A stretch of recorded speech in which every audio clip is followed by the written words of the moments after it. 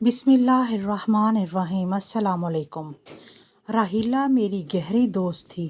ہم نے اکٹھے کالج اور اسکول میں پڑھا۔ وہ بڑی نازک اور خوبصورت تھی۔ اچھے گھرانے سے تھی۔ 4 بہن بھائی تھے، سبھی بہت مہذب، با اخلاق اور محبت کرنے والے، لیکن راحیلہ ان میں انمول تھی۔ ہر کسی کے دکھ سکھ میں ساتھ نبھاتی تھی، غریبوں کی ہمدرد، کسی کے ساتھ فرق نہیں کرتی تھی۔ کسی سے ناراض بھی ہوتی تو تھوڑی دیر کے لیے، پھر اسے فوراً معاف کر دیتی تھی۔ ہم فلسفے کی طالب علم تھیں۔ وہ بہت ذہین طالبہ تھی، فلسفے میں اول نمبر پہ رہتی۔ اس کو خدا نے سوچنے سمجھنے کی زبردست صلاحیت عطا کی تھی۔ جو بات کوئی گھنٹوں سمجھ پاتا وہ منٹوں میں سمجھ لیتی تھی۔ اسی وجہ سے گھر میں مذاقاً لوگ اس کو سیانی کہتے تھے۔ کچھ لوگ اللہ نے ایسے بنائے ہوتے ہیں جو ہر پہلو سے خوشنما ہوتے ہیں، صورت، سیرت، کردار، اخلاق، سوجھ بوجھ، سمجھ، غرض کیا تعریف کروں۔ جو اسے دیکھتا تھا اس پہ مر مٹتا تھا۔ اکثر میں راحیلہ سے کہتی تھی کہ تم پڑھ لکھ کر جج بنو گی، کیونکہ تم میں لوگوں کو جج کرنے کی بڑی صلاحیت ہے۔ کوئی نہیں جانتا کہ انسان کی تقدیر میں کیا لکھا ہے۔ ہم سوچتے کچھ ہیں اور ہوتا کچھ۔ اور وہی لڑکی جس کے بارے میں سب کہتے تھے بہت ذہین ہے، بہت سمجھدار ہے، بڑے اچھے دماغ کی مالک ہے اور صحیح فیصلے کرنے کی خداداد صلاحیت رکھتی ہے، جب اس نے اپنی زندگی کے بارے میں سب سے اہم فیصلہ کیا تو لوگ حیران اور ششدر رہ گئے۔ میں اکثر راحیلہ سے کہتی کہ تم خوش قسمت ہو کہ لوگ تم سے پیار کرتے ہیں۔ تم ٹھیک کہتی ہو، لوگ مجھے پسند کرتے ہیں، مگر مجھے ابھی تک کوئی اچھا نہیں لگا جس کو میں دل سے اور شدت سے چاہوں۔ وہ اپنی دنیا میں مگن تھی، مثبت سوچوں کے ساتھ جیو اور جینے دو کی پالیسی پر عمل کرتے ہوئے ہمیشہ خوش باش رہتی تھی۔ کوئی کیا سوچتا ہے اس کے بارے میں اس کی وہ کبھی پرواہ نہیں کرتی تھی۔ راحیلہ کی امی اس سے بہت محبت کرتی تھی، اچھے سے اچھا رشتہ ٹھکرا دیتی۔ اعلیٰ سے اعلیٰ خاندانوں سے اس کے لیے رشتے آئے۔ خاندان کے پڑھے لکھے، اعلیٰ معیار اور اعلیٰ عہدوں پہ فائز لڑکوں نے خواہش کی کہ وہ راحیلہ سے شادی کریں، مگر وہ بس ضد تھی کہ ابھی کسی کے بارے میں سوچنے کی گنجائش نہیں رکھتی۔ لڑکیاں دولت پر مرتی ہیں۔ بے شک آج کل کے دور میں دولت ایک ضروری شے ہے، لیکن صرف دولت ہی تو سب کچھ نہیں ہوتی۔ اسے ماں باپ نے گھر میں اتنی آسائش، محبت اور سہولتیں دے رکھی تھیں کہ اسے کیا خبر کہ باہر کی دنیا کیسی ہے، کتنے مکر و فریب سے بھری ہوئی ہے۔ وہ BA کر چکی تھی اور گھر میں بور ہونے کی وجہ سے اکثر میرے گھر آ جاتی تھی۔ پھر اچانک وہ ہوا جس کا کوئی تصور نہیں کر سکتا۔ راحیلہ ان دنوں ایک ادارے میں انگریزی بول چال سیکھنے جا رہی تھی کہ وہاں اس کی ملاقات ایک ایسے شخص سے ہوگی جو چرب زبانی میں اپنی ثانی نہیں رکھتا تھا۔ وہ لڑکی جو کہتی تھی کہ کوئی میرے دل کو نہیں بھاتا، چاہے کتنا خوبصورت اور دولت مند کیوں نہ ہو۔ اس نے ایسا فیصلہ کر لیا کہ میں حیران رہ گئی۔ اس نے اپنی عمر سے کئی گنا بڑے شخص کے ساتھ شادی کرنے کا فیصلہ کر لیا، جو پہلے سے شادی شدہ اور کئی بچوں کا باپ تھا۔ وہ اور بڑی بات یہ کہ بدصورت بھی تھا۔ دونوں میں زمین آسمان کا فرق تھا۔ کہاں راحیلہ ایک نرم و نازک پھولوں ایسی حسین شہزادی، اور کہاں وہ دیا ہیکل، کالا بھوت سا آدمی جس نے بھی سنا دانتوں تلے انگلی دبا کر رہ گیا۔ سب نے سمجھایا کہ کچھ خدا کا خوف کرو، لوگ کیا کہیں گے، عمروں کا اتنا فرق ہے، پھر وہ شادی شدہ ہے، تم کو رشتوں کی کیا کمی ہے۔ معلوم نہیں راحیلہ کو کیا ہو گیا تھا جس کی خاطر لوگ جان دینے کو تیار تھے، دنیا کی ہر شے نثار کرنے کو تیار تھے، مگر وہ کہتی تھی کہ اسد میں جو بات ہے وہ کسی میں نہیں، اور میں صورت کی نہیں فراست کی شیدائی ہوں۔ مجھے ان سے پیار ہو گیا ہے، میں انہی سے شادی کروں گی، چاہے کچھ ہو جائے۔ ماں باپ سمجھا کر ہار گئے۔ آخر بیٹی کی خوشی کی خاطر اس کی شادی اسد صاحب سے کر دی۔ جانے اس مکار نے کیسے اسے شیشے میں اتارا نہیں معلوم۔ ہم سمجھ رہے تھے کہ یہ ان کا جذباتی فیصلہ ہے، شاید اسد نے کسی جادوگر سے اس پہ جادو کرایا کہ اس کو کچھ دکھائی نہیں دیتا تھا۔ آخر کار شادی ہو گئی۔ واقعی میری دوست نے اس کو ٹوٹ کر چاہا۔ وہ تھی اور بس گھر کی 4 دیواری تھی۔ میں حیران تھی کہ یہ وہی راحیلہ ہے۔ کتنا خوش نصیب انسان ہے کہ اسے راحیلہ جیسی بیوی ملی، بیوی بھی وہ جو خوبصورت اور اچھے گھرانے اور اچھے کردار کی۔ جب بھی آتی گھر والوں سے ملنے تو مجھ سے ضرور ملتی، کہتی تھی کرن سب سے اچھا ہے، پھر دبی زبان سے کہتی مگر میرے سسرال کے لوگ کوئی خاص اچھے نہیں ہیں۔ कभी कभी शोहर भी इन जैसा लगता है, जितनी चाहूँ इन लोगों की खिदमत करो, मगर ये है बेहिस लोग हैं। वो अपने शोहर के पहले बच्चों के साथ भी अच्छा सलूक करती थी। जवान बच्चे थे, मगर राहिला ने कभी महसूस नहीं किया, मगर वो लोग अजीब गरीब सोच के मालिक थे। राहिला से हसद करते थे कि जितना भी इनका ख्याल रखती वो मज़ीद दूर होते जाते।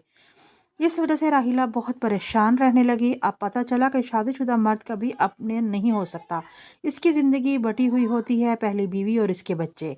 इसकी ज़िंदगी में एक बहुत बड़ी हकीकत होते हैं, और जो लड़कियां जानते बूझते किसी शादीशुदा मर्द का इंतखाब कर लेती हैं, इनको फिर इस किस्म के हालात से दो चार होना पड़ता है। इन्हीं दिनों वो उम्मीद से हो गई। सोकन को बड़ी बहन कहकर घर में आई थी, लिहाजा आपा का दर्जा तो देना था। आपा सारा दिन पलंग पर बैठी रहती थी और रे इसकी खिदमत गुजारी में जुटी रहती। ये सोचकर कि एक औरत के हक पे डाका डाला है तो अब इसकी इज्जत और खिदमत करनी ज़रूरी है ताकि वो राज़ी रहे। हर काम की एक हद होती है, जब बात हद से बढ़ जाए फिर कुछ नहीं हो सकता। फिर यही हो सकता है कि दो बर्तनों को टकराव हो और शोर हंगामा सारी दुनिया सुन ले। इसमें भी इज्जत का घाटा होता है कि घर की बात घर में रहनी चाहिए।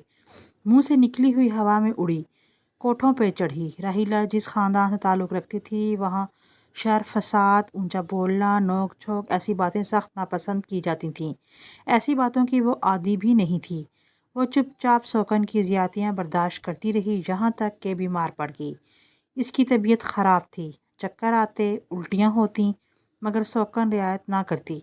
नौकर के होते हुए तुम मुझे पुकार कर दो, तुम्हारे हाथ का सालन मुझे पसंद है, चाय तुम बना कर लाओ। नौकर को चाय बनाने का क्या ढंग, गर्ज इसे भांतियों की तरह सलूक करती है।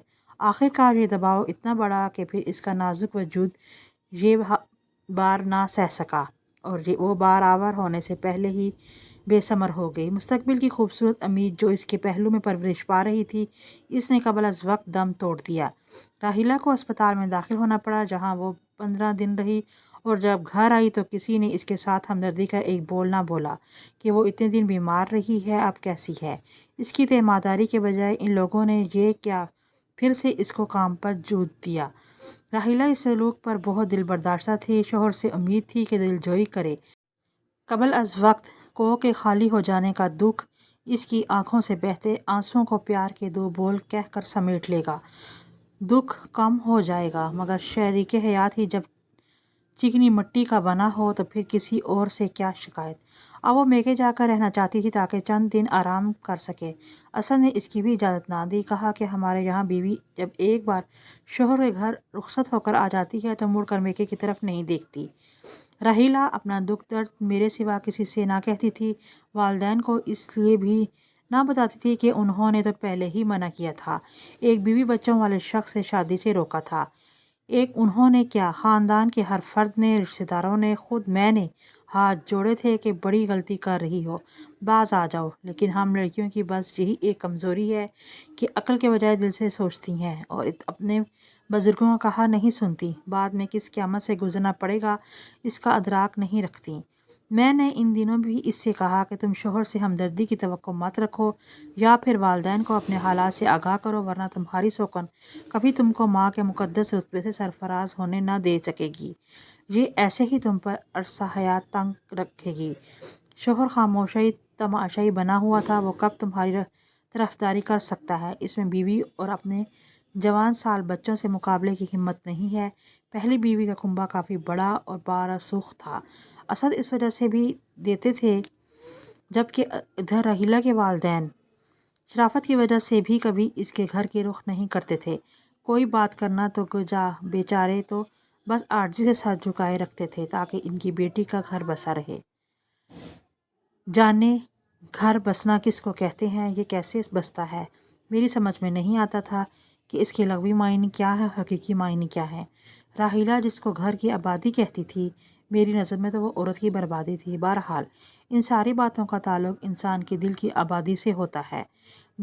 मैं सोचती थी मुमकिन है इस तरह इसका दिल आबाद हो, क्योंकि दिल के मामलात सबसे जुदा होते हैं। मैं राहिला के घर गई। वो नकाहत से जर्द पड़ी हुई थी, फिर भी सोकन के कपड़े इस्त्री कर रही थी। میں نے اس کو کہا تم کمزوری سے ادموئی ہو رہی ہو، فی الحال یہ کام ان کو خود کرنے دو اور تم اپنے کمرے میں جا کر لیٹ جاؤ، جو شاید تم کو چاہیے نوکر کو آواز دے کر کمرے میں منگوا لو، تمہارا بھی تو یہاں برابر کا حق ہے۔ کہنے لگی نہیں کرن، اس طرح تو مسائل پیدا ہوں گے اور میں نہیں چاہتی کہ مسائل پیدا ہوں۔ جب اسد سے میری شادی ہوئی تھی میں نے ان سے وعدہ کیا تھا کہ میں ان کے گھر کے سکون کو تہس نہس کرنے کا باعث نہیں بنوں گی، کیونکہ ہر فرد کو آرام و سکون پہنچانے کی کوشش کروں گی، میں ان کو بھی پریشان نہیں کروں گی تاکہ وہ سکون سے کام کر سکیں۔ راحیلہ کا فلسفہ عجیب و غریب تھا، اپنی ذات کے حقوق وہ بھلا چکی تھی، بس فرائض ادا کرنے میں لگی ہوئی تھی، یہ سوچے بغیر کہ میں جو اتنا ان کو سکون دینے کی کوشش کر رہی ہوں اس کے بدلے یہ لوگ مجھے کیا دے رہے ہیں، اس قسم کی سوچ بھی نہیں سکتی تھی۔ اس کے بس مثبت قسم کی سوچ تھی، کہتی تھی مجھے اللہ تعالیٰ اولاد بھی دے دے گا، بس مجھے اپنے شوہر کی بھرپور چاہت چاہیے۔ آہستہ آہستہ وقت کے ساتھ ساتھ شوہر بھی اوقات سے باہر آنے لگا، اپنے خاندان کی طرح ان کا بھی طور طریقہ ظاہر ہونے لگا۔ پہلے بدتمیزی سے بات نہیں کرتے تھے، گالی گلوچ نہیں کرتے تھے، پھر یہ بھی کرنے لگے۔ وہ بہت حیران ہوئی کہ کرن میں اتنی اچھی ہوں اور کتنی اچھی ان لوگوں کے ساتھ رہوں گی، لیکن یہ عجیب لوگ ہیں، مجھ کو صرف اس لیے ذلیل کر رہے ہیں تاکہ خود ذلیل ہوں۔ تب میں اس کو سمجھاتی کہ ایسی بات نہیں ہے، تم نے اسد سے شادی کی ہے اور ان کی دوسری بیوی بنی ہو، یہ تمہاری ایسی خطا ہے جس کو یہ لوگ کسی طور پر معاف کرنے پر تیار نہیں ہیں، چاہے تم ان کو تخت پہ بٹھا کر ان کے پیر دھو دھو کر کیوں نہ پیو، یہ تم کو دل سے قبول کرنے والے نہیں ہیں۔ ایسا خیال دل سے نکال دو اور اپنے شوہر کو جتلاؤ کہ وہ تمہارے آرام و سکون کا بھی پورا خیال کریں۔ راحیلہ بہت زیادہ سوچنے والی لڑکی تھی، وہ ہر بات پر ہر معمولی تکرار و غور و فکر کرتی تھی اور دل سے اتنی اچھی تھی، پھر قصور اپنا ہی نکال لیتی تھی۔ وہ بہت کم شوہر سے شکوہ کرتی تھی، پھر بھی اسد اس کو بات بات پہ ذلیل کرنے لگا، وہ اس کو مارتا اور اناحت کرتا۔ تم ایسی تھی، تم کو کیا میرے بیوی بچے نظر نہیں آ رہے، تم ویسی تھی، اگر اتنا ہی اپنا خسارہ نظر آ رہا تھا تو کیوں کی تھی مجھ سے شادی۔ وہ حیران ہوتی کہ یہاں تو چھت بھی میری پٹ بھی میری والا معاملہ ہے، کبھی وہ کہتا کہ تمہارے ماں باپ بے حس ہیں، تم کو گائے سمجھ کر ہانک دیا ہے، اب ان کو فکر ہی نہیں کہ کوئی بھی ہماری بیٹی سے کیا سلوک کرے، وہ مداخلت تک نہیں کرتے، جیسے مر گئے ہوں۔ وہ کبھی کہتا تمہارے رشتہ دار ذرا مداخلت تو کر کے دکھائیں، غرض کبھی کبھی کچھ کہتا اور کبھی کچھ، اور وہ خاموش ہو جاتی۔ دل میں اب وہ سخت پریشان رہنے لگی تھی، جس کو اپنا سب کچھ جاننا، اس کا حال دیکھو، یہ خود کیا ہے اور باتیں کیسی کرتا ہے۔ اب جب بھی آتی راحیلہ اداس ہوتی، روتی اور کہتی کہ کرن میں کیا کروں، میرے ماں باپ، بہن بھائی، گھر والے کوئی بھی مداخلت نہیں کرتے اور نہ میں چاہتی ہوں کہ وہ میری خاطر یہاں آ کر کوئی بات کہیں اور معاملات خراب ہوں۔ میں نہیں چاہتی کہ کسی کو دکھ پہنچان، کیونکہ یہ شخص میری پسند تھا۔ وہ بوڑھے شوہر کو خدا جانے کیوں اتنا پسند کرتی تھی، یہ نہ سوچا میری عمر، میری خوبصورتی، میری عزت کی بھی کوئی قدر و قیمت ہے، مگر بڑے کہتے ہیں کہ جب انسان کا مقدر خراب ہو تو وہ ایسی ہی فاش غلطیاں کرتا ہے۔ وہی راحیلہ کے ساتھ ہوا۔ اب وہ اکثر مجھے فون کرتی، کرن مجھے اعتراض ہے کہ میں نے بہت برا اور غلط فیصلہ کیا تھا، اس ادھورے انسان سے شادی کرنے کا، بغیر لالچ کے، محض یہ سوچ کر اس کا ذہن، اس کی سوچ خوبصورت ہے۔ مجھے کیا خبر کہ ان خوبصورت باتوں اور سوچوں کے اندر کتنی بدصورتی چھپی ہوئی ہے۔ میں نے ہر چیز قبول کی اس کی، مگر اب کوئی بات برداشت نہیں ہوتی، کیونکہ انسان ایک ناقابل اعتبار شے ہے۔ مجھ کو اس کی کسی بات پر اعتبار نہیں رہا۔ میں نے جو وعدے شادی سے پہلے اس کے ساتھ کیے تھے وہ نبھائے، مگر اس نے اپنا ایک بھی عہد نہ نبھایا۔ اب بھی میں ہی ان کے ساتھ نبھا کرنے میں لگی ہوئی ہوں، لیکن ان لوگوں کو اس بات کی قطعی پرواہ نہیں کہ میں ان کے ساتھ رہوں یا چلی جاؤں۔ میں اپنی دوست کے لیے بہت پریشان تھی، اتنی قابل و لائق لڑکی بالکل گم ہو گئی تھی۔ میں کہتی تھی راحیلہ ایسے کنبے کو اب چھوڑ دو جو تمہاری اچھائیوں اور صلاحیتوں کو کھا رہے ہیں، اسد تمہارے قابل نہیں ہے، مگر وہ کہتی کرن ایسا میں نے کبھی نہیں سوچا، مانا کہ اپنی زندگی کے فیصلے سے بہت پریشان ہوں، مگر میں نے سب کچھ خدا پر چھوڑ دیا ہے۔ بے شک اپنی بیوی بچے سبھی کو عزیز ہوتے ہیں، مگر میں بھی تو بیوی ہوں، کب تک آخر۔ راحیلہ اپنے شوہر سے دماغی طور پر دور ہوتی گئی۔ وہ کم ظرف یہ سمجھتا تھا کہ یہ مجبور ہے، بے بس عورت ہے اور اب کبھی کہیں نہیں جا سکتی، جبکہ وہ شرافت کی وجہ سے یہ دن دیکھ رہی تھی۔ اس نے بہت کوشش کی کہ یہ شخص میرا شوہر ہمیشہ میرا وفادار رہے، چاہت کے ساتھ میرے ہمراہ زندگی گزارے، مگر بدنصیب یہ نہ سمجھ سکی کہ زندگی میں ایک دوبارہ ہی اللہ تعالیٰ کسی کو اچھا ساتھ یا خوبصورت موقع دیتا ہے، بار بار نہیں۔ آخر کار وہی ہوا جو راحیلہ نے کبھی سوچا بھی نہ تھا۔ ایک روز اس نے مجھ سے کہا، کرن اب اس انسان کے ساتھ نہیں رہ سکتی، مجھے اس سے نفرت ہو گئی ہے، اس نے میری چاہت، میری وفا، میری قربانی کو مٹی کر دیا ہے۔ پھر اس نے ایک بیگ میں چند کپڑے اٹھائے، اپنی ایک دوست کے گھر چلی گئی جو وکیل تھی۔ پھر اس کی زندگی میں نیا موڑ آ گیا۔ اس کی دوست وکیل کا بھائی ایک بہت بڑا بزنس مین تھا، بہت خوبصورت وجیہ آدمی تھا، دنیا کے کئی بڑے ملکوں میں اس کا کاروبار پھیلا ہوا تھا۔ جب اس کو راحیلہ کے سارے حالات کا علم ہوا، اس نے شادی کی پیشکش کر دی۔ یوں وکیل دوست کی مدد سے راحیلہ نے اسد سے خلا کی درخواست دائر کر دی۔ اب اسد کو ہوش آیا کہ یہ کیا ہو گیا ہے۔ اس نے بھی عدالت سے رجوع کیا، لیکن اب دیر ہو چکی تھی۔ وہ جو چند کچھ کرتا رہا تھا، اس کا احساس اب ہوا تو راحیلہ کے بہن بھائیوں کے قدموں پر جا گرا کہ مجھ کو معافی دلوا دو، میں اتنی وفادار اور خوبصورت بیوی کی قدر نہ کر سکا۔ اس نے ہر طرح سے یقین دہانی کرائی کہ آئندہ ایسا کبھی نہیں ہوگا، مگر راحیلہ نے کہا اب وقت گزر گیا۔ عدالت سے خلا کی ڈگری راحیلہ کے حق میں ہو گئی اور پھر اس نے ارب پتی شخص سے شادی کر لی۔ وہ اس کو لے کر باہر چلا گیا اور اسے سونے میں تول دیا۔ اس نے اس قدر محبت راحیلہ کو دی کہ وہ پچھلے سارے غم بھول گئی۔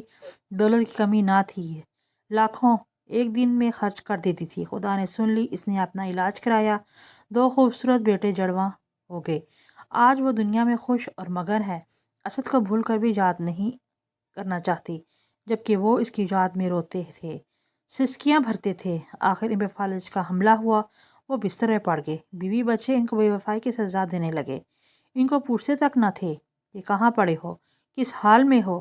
اب کہتے تھے کہ اگر راحیلہ ساتھ ہوتی وہ خدمت کرتی، اس حالت میں پا کر وہ ایسا کبھی نہ کرتی، کیونکہ طبیعتاً وہ ایک شریف عورت تھی۔ سچ ہے، دکھ میں کوئی کسی کا نہیں ہوتا، بد نصیب ہوتے ہیں جو اچھے رشتوں کی قدر نہیں کرتے۔